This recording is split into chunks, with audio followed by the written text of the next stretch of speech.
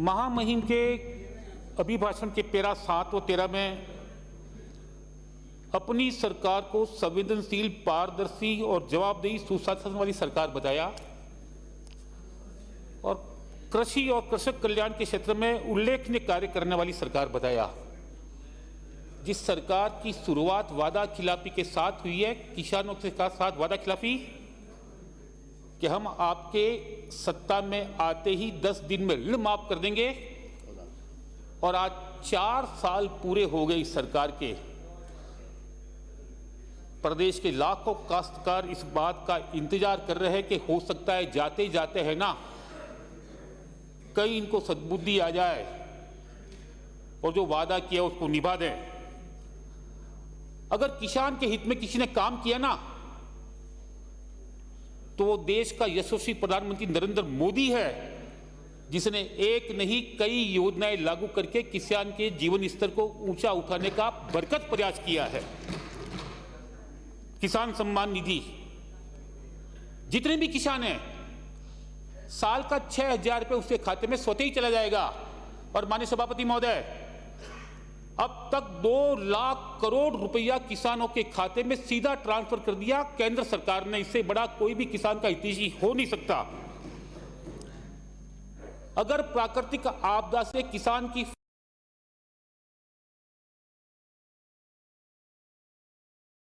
प्रधानमंत्री फसल बीमा योजना लागू की और परिणाम क्या निकला? अब तक 1,28,000 करोड़ का क्लेम जो प्रभावित किसान है ना उनको मिला है।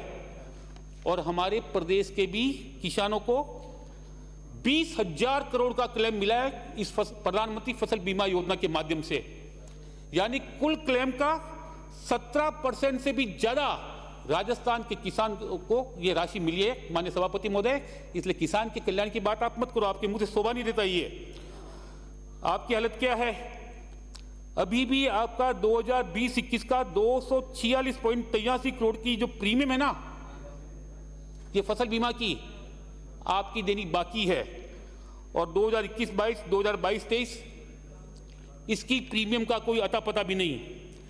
माननीय सभापति महोदय, किसान को उसकी उपज की अच्छी कीमत मिल जाए तो उसके लिए भी एमएसपी की गारंटी दी कि जो लागत आती है उसका 1.5 गुना किसानों को मिलेगा।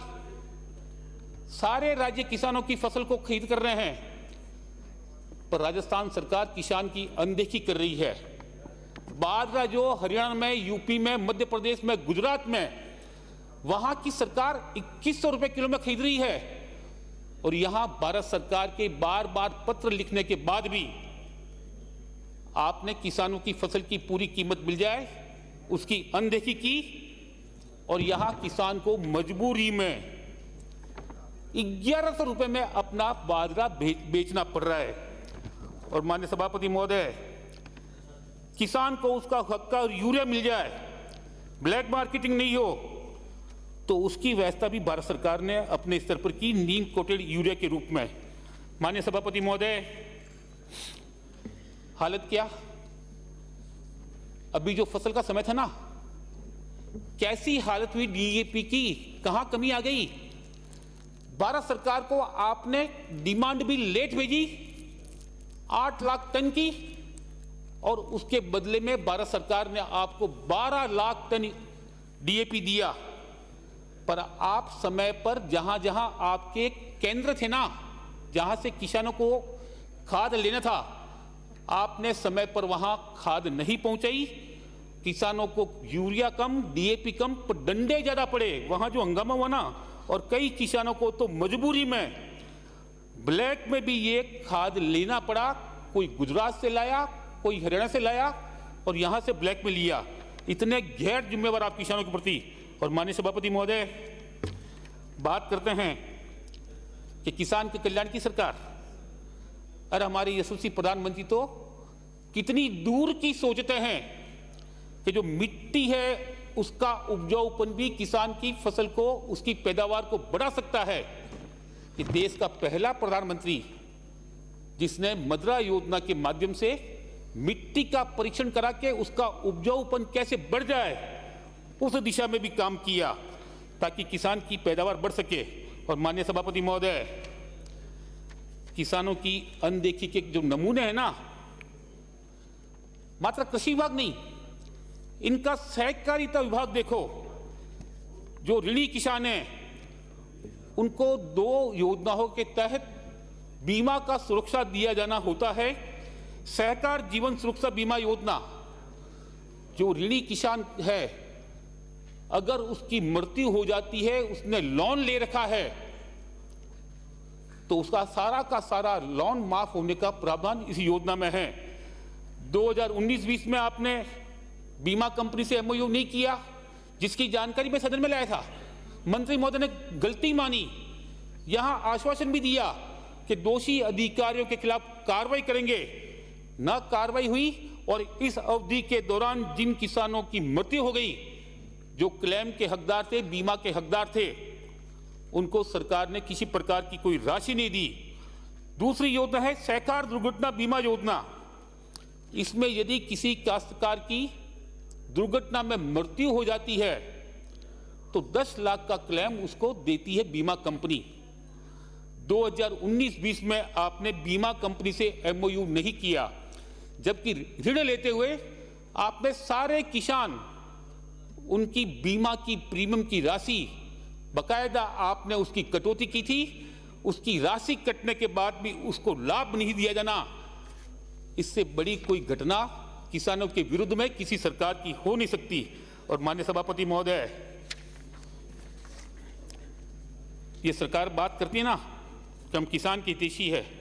अरे मेरे ही क्षेत्र में जेपीएमआईसी जो पाली जोधपुर सीमा पर है, किसानों की भूमि अधिग्रहित कर ली उद्योगों को देने के लिए।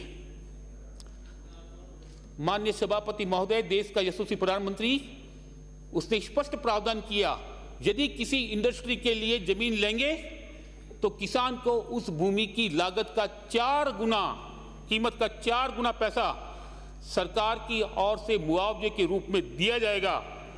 पर यहां की सरकार का नमूना देखो आप काम करने का। जमीन आपने ले ली, 2013 में ही आपने वहां जो 9 गांव हैं उसके भू परिवर्तन पर, भू रूपांतरण पर आपने रोक लगा दी। उसके कारण वहां की डीएलसी सही निर्धारित नहीं हो सकी। वहां के किसानों ने बार बार कहा कि आप हमारी डीएलसी को दुरुस्त करवा दो, क्योंकि हमारी यहां बेचान की, हमारी यहां रूपांतरण की रोक लगी हुई है। और माननीय सभापति महोदय, इसमें प्रावधान भी है, स्पष्ट लिखा हुआ है कि आज के बाजार दर से, न कि डीएलसी से, बाजार दर का मतलब उस 9 गांवों के जो है क्षेत्र है, वहां यदि किसी खेत की जमीन की बीमा हुआ है, उसका बीमा, उसका रजिस्ट्री हुई है, उसका पंजीयन हुआ है, तो वो बाजार दर मानी जाती है, न कि आपकी डीएलसी। और माननीय सभापति महोदय,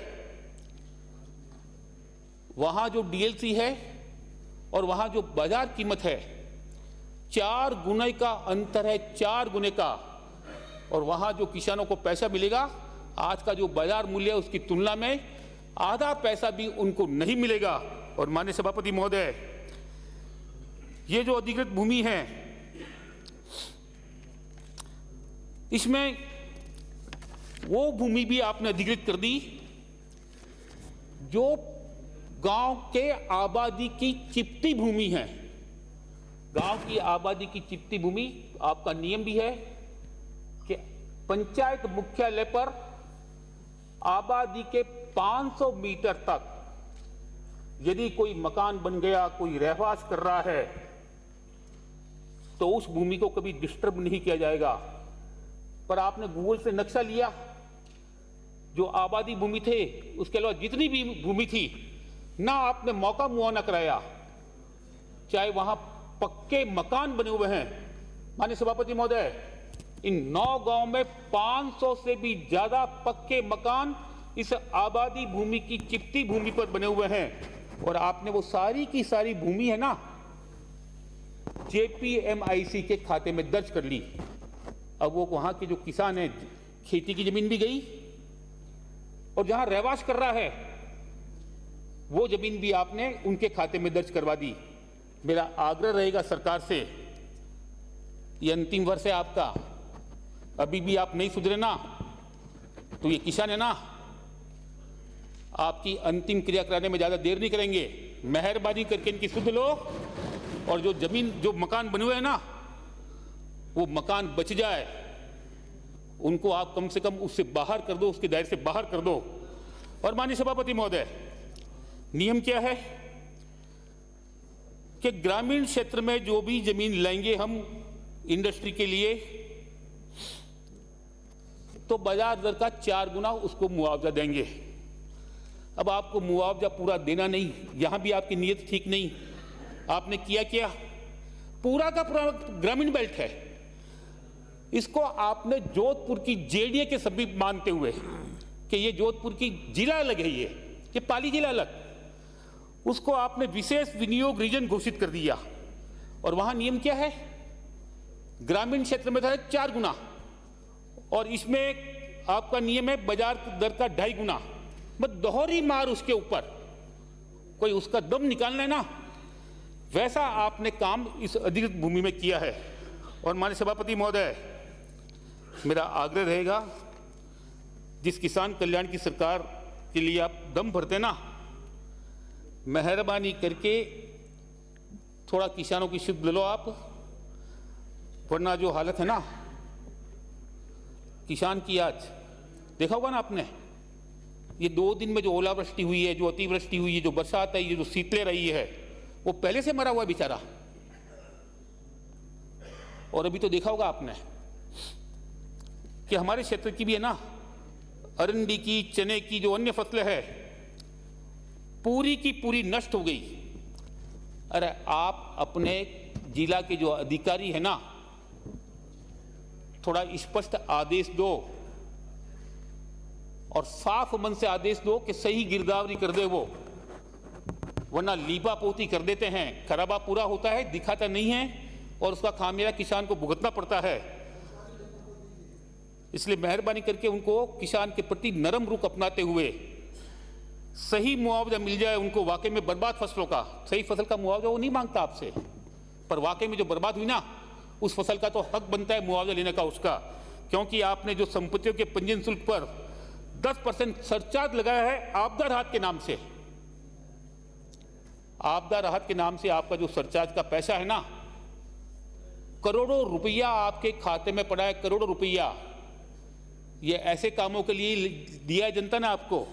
तो मेहरबानी करके ये आपदा राहत का जो पैसा है ना, और बाकी कम पड़े तो आपकी सरकार के खाते में से लेकर वाकई में जो प्रभावित किसान कार्य जिनको नुकसान हुआ है उनकी भरपाई हो जाए, उतनी मदद आप करवा दो। और माननीय सभापति महोदय, ये जो प्रतिवेदन है ना महामहिम राज्यपाल का, ऐसा लगता है कोई बेबस और मजबूर सरकार का प्रतिवेदन। मैंने माननीय मुख्यमंत्री जी का पहला और दूसरा काल भी देखा है, कैसे मजबूत मुख्यमंत्री थे वो, पर इस बार मजबूत की जगह मजबूर मुख्यमंत्री बन गए। मजबूर मुख्यमंत्री, हमारे यहां कहते भी ना, मजबूरी का नाम महात्मा गांधी, पर हमारे प्रदेश में क्या हो गया, मजबूरी का नाम राजस्थान का गांधी। ये राजस्थान का गांधी इतना मजबूर हो गया और कहता है कि हमने 2 कोविड झेले। एक तो चाइना वाला कोविड, वो तो देश के प्रधानमंत्री ने देश से भगा दिया उसको, और एक आपके अपने पार्टी का कोरोना का है ना ये वायरस, ये शायद आपकी सरकार की मजबूरी बन गया है कि इससे आप संभल नहीं पा रहे, आपकी सांसें निकाल रहा है वो। और माननीय सभापति महोदय, ऐसे में प्रदेश को संभालना थोड़ा मुश्किल काम हो गया। हमने कांग्रेस देखी है, देश की मजबूत कांग्रेस भी देखी है, प्रदेश की मजबूत कांग्रेस भी हमने देखी है। अरे कैसी कांग्रेस थी, कभी दुश्मन देश के 2 टुकड़े को 2 टुकड़े करने का दम्भ भरने वाली कांग्रेस, दम भरते ना कि हमने पाकिस्तान के 2 टुकड़े करवा दिए, और आज वही कांग्रेस टुकड़े टुकड़े करने वाली गैंग के चुंगल में लगातार फंसती जा रही है। ये राहुल गांधी जी की जो यात्रा है ना, आपके कांग्रेस के कार्यकर्ता को अलावा बड़ी संख्या उन लोगों की थी जो देश के टुकड़े टुकड़े करने की मंसूबे पाल रहे हैं। और सभापति महोदय, जो माननीय सदस्य इस सदन के सदस्य नहीं है, उनके बारे में इनको कोई बोलने का अधिकार नहीं है। मैं तो राहुल गांधी जी देश में शांति अमन का पैगाम दे रहे हैं। वो नफरत के दुनिया में प्यार का संदेश, शांति का संदेश देने आ रहे हैं।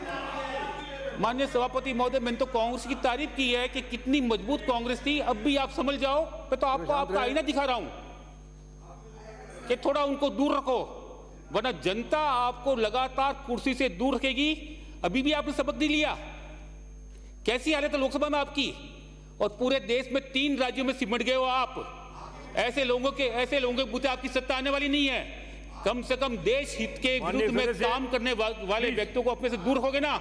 इंटरव्यू नहीं करें। चाहते हैं कि ताकतवर कांग्रेस हो। मैंने ताकतवर कांग्रेस की बात की। मान्य आप इनवाइट नहीं करें इधर। सभापति महोदय, इसको एक्सपेंड किया जाए। तो हम भी बोलेंगे महंगाई बढ़ रही है, बेरोजगारी बढ़ रही है। प्लीज रसोई गैस प्लीज सेव करिए। विराज जो है 1000 रुपए के पार गई, डॉलर सस्ता नहीं हुआ। विराज माननीय सभापति महोदय, माननीय सदस्य वक्तव्य को जिसको मैंने इजाजत दी, उसके अलावा आप किसी का अंकित नहीं करेंगे। भ्रष्टाचारियों के सामने भी ये सरकार कितनी बेबस, कितनी मजबूर हो गई। नजारा देखा ना आपने। एक बार शिक्षक सम्मेलन में माननीय मुख्यमंत्री जी, सद्भावनावश कह रहा हूं मैं, शिक्षकों से पूछ बैठते हैं क्या आपको ट्रांसफर और पोस्टिंग के लिए पैसा तो नहीं देना पड़ता। क्या जवाब मिलेगा, याद है ना आपको? सारे शिक्षकों ने चिल्ला कर कहा देना पड़ता है, देना पड़ता है, देना पड़ता है। मुख्यमंत्री जी को विश्वास नहीं हुआ। कई लोगों ने गलत नहीं सुन लिया हुआ, दोबारा पूछा तो कुर्सी पर खड़े होकर कहा देना पड़ता है। कहां मजबूरी है मुख्यमंत्री जी की?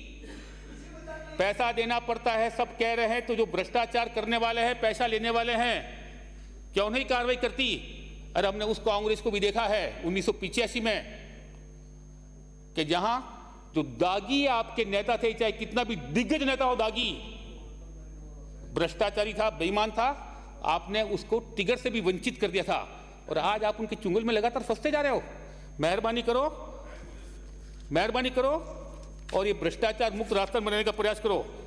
जहां भी जाओ ना, ट्रांसफर का पैसा, पोस्टिंग का पैसा, काय का पैसा भैया। और माननीय सभापति महोदय, 2 मिनट में अपनी बात समाप्त करें। माननीय सभापति महोदय, होता क्या है, जब कोई भी अधिकारी रिश्वत लेते पकड़ा जाता है, बयान क्या देता है कि हमको ऊपर पैसे देने पड़ते हैं। ये ऊपर वाला कौन है थोड़ा बता दो आप, जिसको वो पैसे पहुंचाता है और आपके लिए वो भ्रष्टाचार करता है, आपके लिए वो रिश्वत देता है। और ऊपर वाले जिस दिन है ना इस सिस्टम को बंद कर देंगे ना, तो नीचे वाला भ्रष्टाचार स्वतः ही समाप्त हो जाएगा। और भ्रष्टाचारियों को कितना संरक्षण। मेरे अपने नगर परिषद में एक ठेकेदार ने भ्रष्टाचार के चलते अपनी जीवन लीला को समाप्त कर दिया, सुसाइड कर लिया उसने। हमारी पार्टी का था, हमारी पार्टी ने उसको बाहर का रास्ता दिखा दिया। सुसाइड नोट की फॉरेंसिक जांच भी हो गई, उसके राइटिंग माने गए। अब तक ना तो सरकार ने कार्रवाई की और ना पुलिस ने अब तक कार्रवाई नहीं की। अरे उसके परिवार वाले ने 4-4 बार मुख्यमंत्री जी के सामने फरियाद कर दी कि हमको न्याय दिलाओ, दोषियों के विरुद्ध कार्रवाई करो। और मात्र आश्वासन मिला कैसे मुख्यमंत्री से, जो कभी मजबूत और भ्रष्टाचार के विरुद्ध वाले मुख्यमंत्री माने जाते थे। 4 बार ज्ञापन देने के बाद भी, 4 बार फरियाद देने के बाद भी कोई कार्रवाई नहीं हुई। और माननीय सभापति महोदय कहते हैं हम संवेदनशील सरकार है। अरे काय की संवेदनशीलता आपकी? पाली में अभी सीवरेज और पाइपलाइन के लीकेज की वजह से सैकड़ों मकान क्षतिग्रस्त हो गए। 5-7 मकान तो ऐसे हैं जिनको गिराने की नौबत आ गई। 2 मिनट में बात खत्म मैं, गिराने की नौबत आ गई। और बाकी मकानों में दरारें। जनता ने कई बार प्रशासन से गुहार कर दी। जिला कलेक्टर महोदय ने यहां से रिपोर्ट बनाकर राज्य सरकार को भी भिजवा दी कि वाकई में इतने मकान क्षतिग्रस्त हुए हैं। उसके बावजूद भी अब तक मुआवजा उनको नहीं मिला। वो कहां निवास करेंगे? और माननीय एक मिनट की बात है, माननीय सभापति महोदय, हमारे कांग्रेस के जो प्रभारी मंत्री है ना, अच्छे मंत्री, वो लगातार जिले के दौरा करते हैं। वो वहां करते क्या है? टूटी फूटी श्री रामनारायण मीणा, कांग्रेस की अंकित नहीं होगा। मरम्मत का तो वो पूरा प्रयास करते हैं। प्लीज सहयोग करें। कांग्रेस में जो विराजिए सामान्य- माननीय सदस्य, सभापति महोदय। माननीय सदस्य प्लीज, अंकित नहीं होगा। मैं माननीय नेता प्रतिपक्ष, माननीय नेता प्रतिपक्ष, माननीय नेता प्रतिपक्ष, माननीय सदस्य, मैं आगे का जो वक्ता है उसका समय काट लूंगा। मैं सभी माननीय सदस्य, प्लीज माननीय सदस्य विराज, एक मिनट।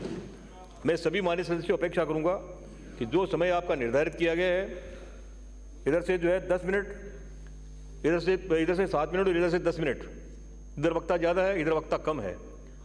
समय का ध्यान रखेंगे और जब आसन आपको ये निर्देश दे कि आप विराजिए तो आप विराजिए, अन्यथा आगे वाले वक्ता बोल नहीं पाएंगे। और मैं निश्चित समय पे जो है आपको बैठाने के लिए पाबंद करूंगा और मैं अपेक्षा करता हूँ कि आप सभी कृपया सहयोग करेंगे।